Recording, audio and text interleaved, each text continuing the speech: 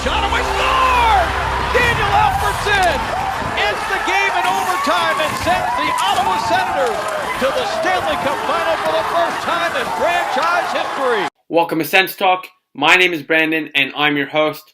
Let's get started. A couple of nights ago, the Ottawa Senators played against Arizona Coyotes in Arizona.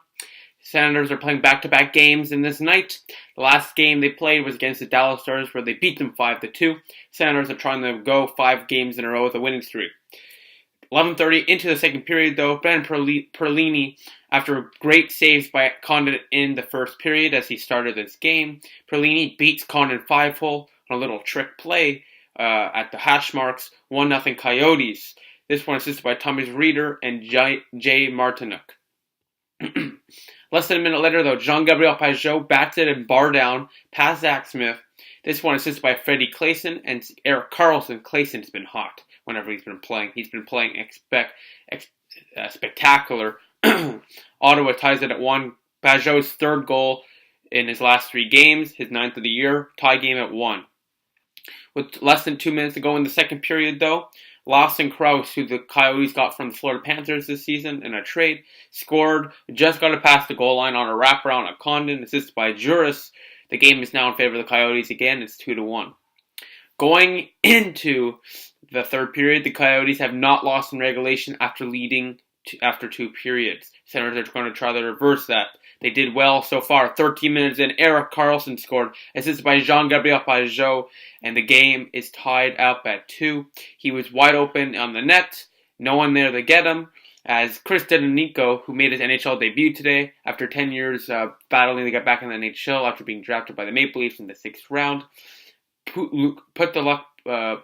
got the puck loose, but unfortunately didn't draw an assist. Had a strong game, had a couple of great passes, especially a Burrow's breakaway pass who hit the crossbar. Almost got a point there, so Chris Didi looked very good. Karlsson's 12th, 2-2. This game did go to overtime, so the Coyotes will keep that record where they do not lose. After 2 periods leading the game in regulation, they did not lose. But Karlsson, off a turnover 40 seconds into the overtime, puts a bar down by Mike Smith. Erik Karlsson, 2nd of the night, 13th of the year, a beauty off a steal. Look at that speed. Obviously, he was not passing it to Tom Pyatt. Ottawa wins the game 3-2, wins 5 in a row, and Erik Karlsson is the heroic savior of the Ottawa Senators. Now the final shots in goal. 9-13 Coyotes after the first period. 15-12 Coyotes after the second period, and 13-9 after the third period, and 1-0 in overtime for a final tally of 41-31 in favor of the Coyotes. 41 shots against Coyotes in favor of the Coyotes is not good. It was back-to-back nights, but I think we've allowed 75-80 shots in 2 nights. So Guy Boucher got to implement that system defense again, because 41 shots, don't care. It's not like they got a couple shots in overtime. We'll see how many penalties we took. I know Didi took a couple. But if that's the problem with the penalties, with the amount of shots we allow, then we're going to cut down on the penalties. Either way, you got to cut down on the penalties, but that's an excessive amount of shots. Here are the team stats. Ottawa, 27 faceoff wins for 46.9%. Arizona, 31 faceoff wins for 53.4%. Power plays, the Coyotes went 0-4, so that may be the problem why there is that many shots. I can't get a stat for you of how many shots it took altogether on the power play, but I can tell you that's most likely the case. Ottawa went 0-3 though. Hits for 23-24. Arizona, so they did edge us in shots, in hits. 31-41 shots, so they really outplayed us in every single category, and we still got the win, so that's all that matters. But we need to clean that up, clearly, because the Coyotes are not a top team. But we do need to mention, since the Coyotes are not going anywhere this year, they can play loose hockey, and that's why they got that many chances. They don't really have to have a system. They just need to try to score and prove themselves for the next season as prospects. So, at the end of the day, Coyotes, Stars, Colorado, who are playing today, these teams look like easy teams to beat, but the fact that they're not playing for anything except pride and a roster spot next season will make them one of the toughest teams in the league to play. You saw that against Colorado a couple of weeks ago. They just kept on going against us. They kept on putting pressure. They don't have some all-star players as some other teams. they don't have the depth. But the fact that these teams have nothing to lose makes them a threat to screw you over in the standings. So you got to keep an eye out for that. And the Colorado Avalanche are the next game for the Sounders. But anyways, let's talk about that after. The 3 stars of the game. The third star, Lawson Crouse, with a goal, a plus rating, and 13 minutes on the ice. Second star, Mike Condon, who got the win. He had a .951 save percentage. He was spectacular for the backup netminder. 39 saves on 41 shots, 2 goals allowed. And the first star on the Sandstock YouTube star of the night, 3 points on the night, 2 goals, a game winner, and an assist, a +2 rating, and 30 minutes on the ice. The captain, Erik Karlsson, had an absolutely spectacular game as the Ottawa Senators defeat the Arizona Coyotes 3-2. The attendance to that game was 10,611, and Quebec and Seattle should start calling up because that's more of Division III soccer attendance. That's ridiculous.